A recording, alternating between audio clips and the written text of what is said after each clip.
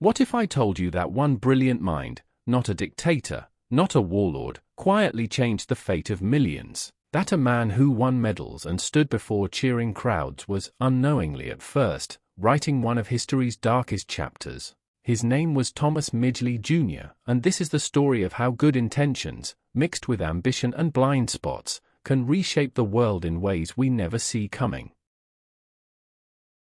Thomas Midgley Jr. was born in 1889 in Beaver Falls, Pennsylvania. By all accounts, he was a sharp young man, the kind who kept a periodic table folded in his pocket during high school. Can you imagine that? While other boys carried marbles or notes from friends, Thomas carried the building blocks of the universe. He went on to study mechanical engineering at Cornell University, one of the finest schools in the country, and graduated in 1911 with his future stretched out before him like an open road. For a while, he worked designing cash registers. Then he joined his father's tire manufacturing company, tinkering with tread designs. But it wasn't long before General Motors came calling. They saw something in him, a mind that could solve problems others couldn't even see yet. Now, to understand what happened next, we have to go back to the early days of the automobile. Picture this, it's 1908. Cars are just beginning to replace horse-drawn carriages. They're noisy, unreliable, and frankly, a little dangerous. To start one, you had to get out and hand-crank the engine, turning a heavy iron lever until the motor caught. It was tedious work, and sometimes, it was deadly work. There's a story that haunted the co-founder of Cadillac, Henry Leland. His friend, Byron Carter, stopped one winter day to help a woman whose car had stalled on a bridge. When Byron cranked the engine, it backfired. The iron handle flew back and struck him across the jaw. He died later from complications. Henry Leland never forgot that. He vowed, the Cadillac car will kill no more men if we can help it. So General Motors hired a man named Charles Kettering, who invented the electric starter in 1912. No more hand cranking, just push a button, and the engine roared to life. It was a marvel. By the 1920s, nearly every new car had one. But there was a problem. The engines made a terrible knocking sound as they ran. It wasn't just annoying, it damaged the engine over time. And that's where Thomas Midgley came in. Midgley was tasked with finding a solution. He tested chemical after chemical, searching for an additive that would quiet the knocking. Some worked but smelled terrible. Others didn't work at all. Then, in 1921, he found it, tetrathyl lead, TEL for short. When you mixed it into gasoline, the knocking stopped completely. Better yet, engines ran more powerfully, more efficiently. It was a breakthrough. Midgley won awards. The invention was celebrated. By 1925, over 1 billion liters of leaded gasoline had been sold worldwide. He even helped start a company called the Ethyl Corporation to manufacture and market it. He was riding high, a man who had changed the automobile industry forever. But there was something Midgley knew, something he and General Motors tried very hard to keep quiet. You see, lead is poison. It always has been. And when cars burned leaded gasoline, tiny lead particles poured out of every tailpipe, into the air, into the soil, into the water we drank and the food we ate. People started getting sick almost immediately, especially the workers who made TEL in factories. In 1924, at one plant in New Jersey, 40 out of 49 workers showed signs of severe lead poisoning. 5 of them died. Production stopped for 9 months. But Midgley and General Motors didn't pull the product. There was too much money to be made. Midgley himself once said to his colleague, "Can you imagine how much money we're going to make with this? $200 million, maybe more. That's $3 billion in today's money." To calm public fears, Midgley did something shocking. At a press conference, he poured liquid TEL over his hands.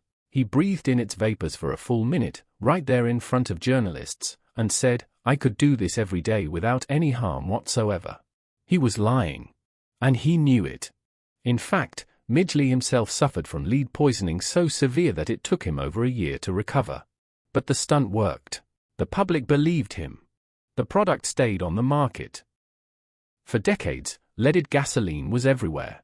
Premium fuels contained even more lead. Between 1926 and 1985, 7 million tons of lead were released into the atmosphere in the United States alone. 7 million tons. And people, especially children, absorbed it every single day. The effects were devastating. Lead poisoning contributed to hundreds of thousands of deaths from heart disease every year. Some experts believe it may have caused over 100 million deaths worldwide from strokes, heart attacks, and cancer. That's more than Genghis Khan, one of history's most feared conquerors. But it didn't stop there. Lead damaged children in ways that changed entire generations. Studies found that for every small increase of lead in a child's blood, they lost IQ points as they grew up. Researchers estimated that leaded gasoline cost Americans alive today a combined 824 million IQ points. That's an average of nearly 5 points per person. If you were a child during those years, you were likely exposed. You might have been smarter, sharper, quicker, had that lead never entered your body. And there's more. Higher lead exposure increased aggression and impulsivity. Crime rates in the United States rose steadily from the 1940s to the 1970s, right alongside lead emissions. Then, in the 1990s, as leaded gasoline was finally phased out, crime rates began to fall. The children who grew up breathing cleaner air became calmer, less violent adults. In New York, violent crime dropped by nearly half. Across the country, millions of crimes were prevented simply because a poison was removed from the air. It took until 1969 for a study to definitively prove what many had suspected for years: leaded gasoline was destroying public health. The Environmental Protection Agency was founded in 1970, and slowly, too slowly, the fight began to ban lead. By 1996, it was finally outlawed in the United States. Europe followed in 2000. The last country to ban it, Algeria, didn't act until 2021. But Thomas Midgley wasn't finished yet.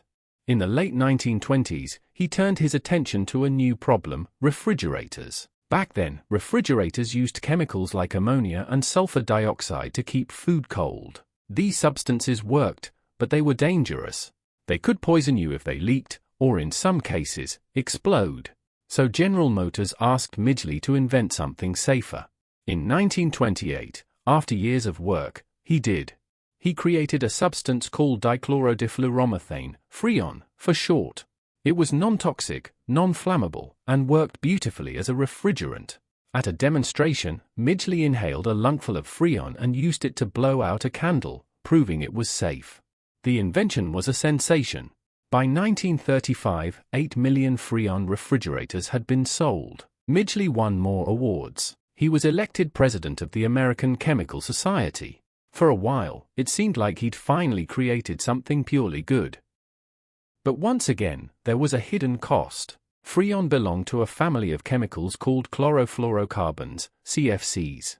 And when CFCs were released into the atmosphere, they drifted up into the stratosphere, where they encountered the ozone layer. This thin shield of molecules protects Earth from the sun's ultraviolet radiation. But CFCs destroyed it. A single chlorine atom from Freon could obliterate over 100,000 ozone molecules. By the 1970s, scientists began to notice the damage. In 1985, researchers discovered a massive hole in the ozone layer over Antarctica, larger than the entire United States. If left unchecked, the ozone layer would have disappeared entirely by the 2060s. Going outside, even for a few minutes, would have caused severe sunburns and skin cancer. Crossing the street could have cost you your life. On top of that, Freon was a powerful greenhouse gas, 10,900 times more effective at trapping heat than carbon dioxide. It was quietly warming the planet, contributing to droughts, wildfires, and rising sea levels. This time, the world acted. In 1987, every nation on Earth signed the Montreal Protocol, agreeing to phase out CFCs. It's considered the most successful environmental treaty in history. By 2010, CFC production was banned worldwide. And slowly, the ozone layer began to heal. Scientists now believe it could fully recover by 2066. The bans prevented an estimated 280 million cases of skin cancer in the United States alone. Millions of lives were saved. The planet was pulled back from the brink. But Thomas Midgley never saw any of this. Reflection ending, 1830 to 8 p.m. In 1940, Midgley contracted polio. The disease left him unable to walk. Ever the inventor, he designed a system of ropes and pulleys to help lift himself out of bed each morning. But one day in November 1944, he became tangled in the cords. He couldn't free himself. Thomas Midgley Jr. died of strangulation at the age of 55, killed, in the end, by one of his own inventions. When he died, the world still saw him as a hero. He had no idea that his two greatest creations, leaded gasoline and freon, would go on to poison millions, damage the atmosphere, and nearly destroy the planet itself. So what are we to make of Thomas Midgley? He wasn't evil. He wasn't trying to harm anyone. In fact, he believed he was helping. He solved real problems, engine-knocking, dangerous refrigerants. He won awards. He was admired. And yet, the consequences of his work were catastrophic. His story reminds us of something important, that brilliance alone is not enough. That solutions can carry hidden costs we don't see for decades. That the systems we build, the companies, the profits, the pressures to keep moving forward, can blind us to the harm we're causing until it's far too late. Thomas Midgley was a man of his time. But his legacy asks us a question that still matters today: what are we creating now that future generations will look back on with sorrow? What invisible damage are we leaving behind? History doesn't repeat itself, they say. But it does echo. And if we listen closely, we might just hear it in time.